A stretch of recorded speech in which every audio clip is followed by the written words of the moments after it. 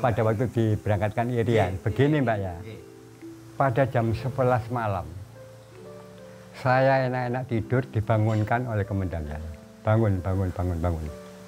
Saya dengan teman-teman hanya berpandangan mata, kemana arahku ini nanti. Kemudian dibawa ke Maspati.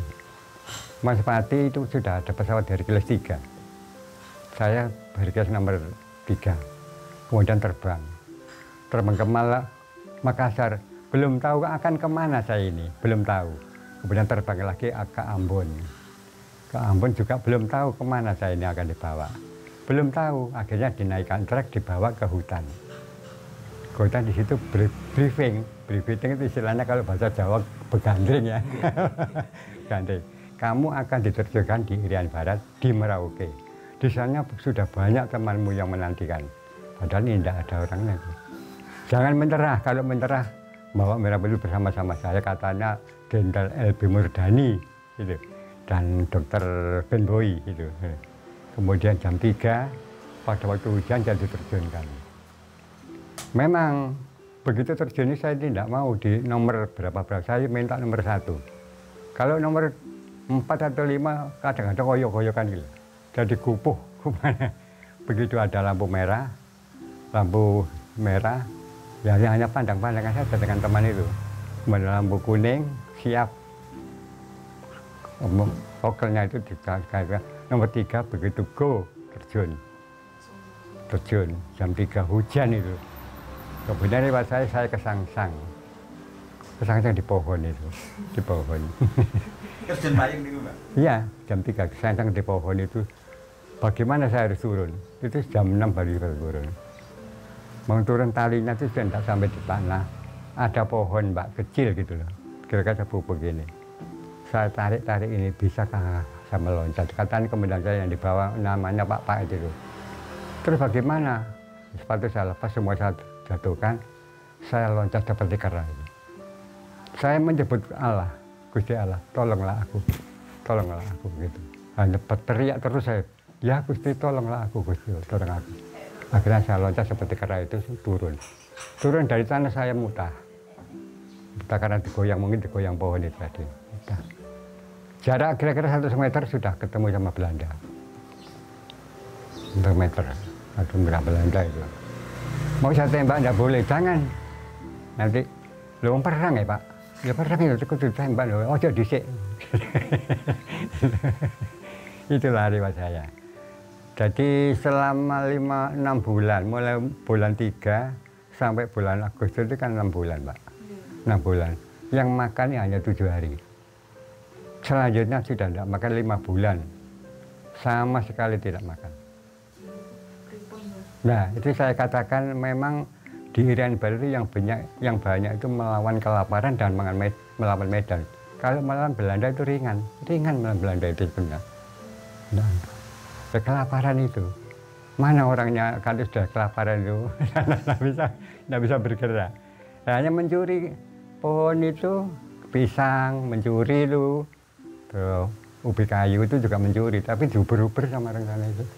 Diuber-uber, mencuri pohon satu batang ada sudah petai itu. Itu riwayat saya. Kemudian tanggal 18 Agustus, tanggal 15 lah Siswire itu dari Bung Karno, Siswire merah putih. Hentikan tembak-menembak, siapkan konsolidasi ke dalam, begitu. Akhirnya 12 Agustus, 15 Agustus dibawa pulang. Dibawa pulang itu penuh tangis Mbak, penuh tangisnya. Saya berangkat bersama, tapi kenyataannya pulang tidak bisa bersama.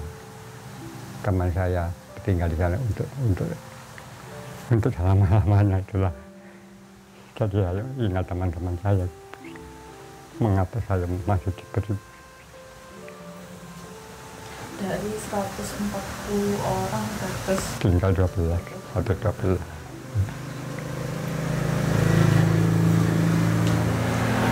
Itu yang saya ingat sampai sekarang.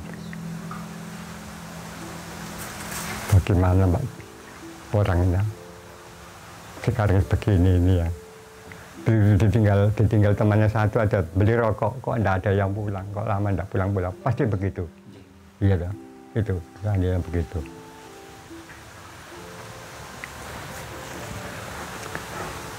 Begitu kapal berangkat pelan-pelan, seolah-olah ada lambaian tangan, selamat jalan, padahal ya bukan. Kita hanya mengatakan, ya sayonara, merauke goodbye, gitu.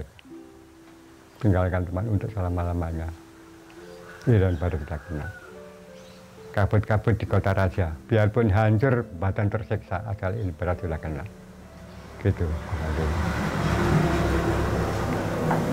Teman yang tadinya itu makan bersama, tidur bersama, rokok itu satu, kadang-kadang gilirannya nyedot itu gitu ya.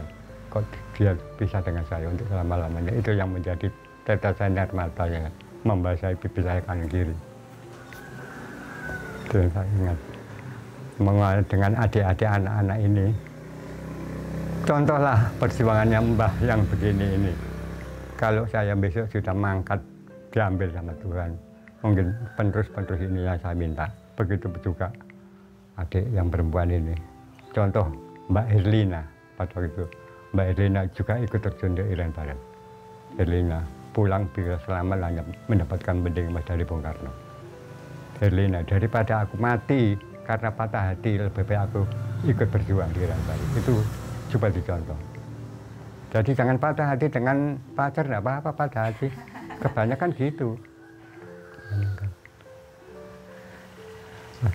Jadi daripada mati karena diputus pacar, lebih baik mati ikut berjuang. Itu Pak. Jadi contoh saya, riwayat saya pada waktu itu, memang kalau kadang-kadang saya menamati begini nih Pak ya, terang-terangan saja saya gembira dan terima kasih pada Allah. Ini adalah berkat dan rahmat pada Allah yang ditandangi oleh teman-teman dari Siddiqiyah. Tapi kadang-kadang kesedihan itu tiba datangnya. Ya ingat ya begini, saya begini, teman saya kok tidak mau pulang di Irian. Itu kadang-kadang loh Pak ya. Memang kesedihan itu kadang-kadang terlambat datangnya.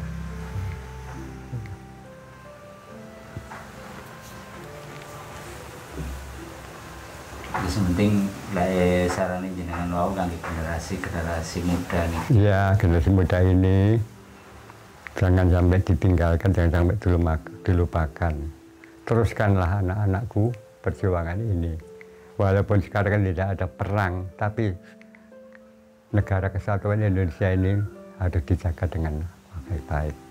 Kita bersatu padu. Saya umpamakan tadi ya Pak ya, sapu lidi kalau hanya satu orang gampang dipatahkan, tapi kalau banyak suka dipatahkan. Makanya seperti adik-adik ini kalau hanya satu orang tidak bisa. Juga perempuannya juga begitu. Jangan meninggalkan perjuangan, harus pikiran harus berjuang. Persatuan mereka ya kangge memenai masalah kemerdekaan. Niku lajeng kados 28 Hari Pemuda, mereka harus selalu diingatkan, diingatilah semuanya itu. Jadi memang persatuan ini sangat penting sekali. Tanpa ada persatuan tidak mungkin bisa menyelesaikan perjuangan ini. Kan begitu Pak. Jadi kita harus bersatu padu. Bersatu padu untuk memerdekakan negara kita ini. Jadi jangan sampai pisah. Kalau sampai bisa, sepertinya sapu lidi. Sapu lidi itu kalau hanya satu, mungkin bisa dipatahkan. Tapi kalau banyak, suka dipatahkan. Kan gitu. Jadi persatuan itu sangat penting sekali untuk memerdekakan negara kita. Merdeka ini. Terus istilah kata sapu lidi cuma diikat sebagai negara diikat, kesatuan. ya. Kalau hanya satu aja, mudah dipatahkan. Tapi kalau banyak, sukar sekali. Itulah persatuan, gambaran persatuan kita. Bisa untuk membersihkan apa-apa gitu. Nah, pesan saya untuk adik-adik dan anak-anak yang masih muda-mudanya, kiranya jangan sampai meninggalkan persatuan. Persatuan itu. Teruskanlah perjuangan bapak-bapak yang sudah tua ini. Jadi jagalah negara kesatuan Republik Indonesia ini. Ingat Sumpah Pemuda pada 28 Oktober. Itulah juga persatuan. Kan begitu Pak. Jadi istilahnya peringatan Sumpah Pemuda niku mboten namung diperingati tapi nggih dilaksanakan untuk seterusnya, untuk anak-anak yang masih muda-muda ini. Gitu. Saya tidak mungkin bisa teruskan karena usia saya sudah 85. Mungkin tinggal anak-anak ini ya yang meneruskan itu. Jangan sampai negara ini diinjak-injak oleh orang lain lagi. Gitu. Ya. Tetap merdeka, begitu.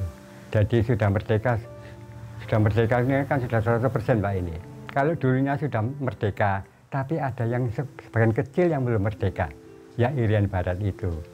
Makanya diteruskan Trikora dari Komando Rakyat itu. Jadi tinggal Irian yang belum merdeka pada itu, maka saya digiring ke sana untuk membawa Irian Barat ke Indonesia di Padukan itu.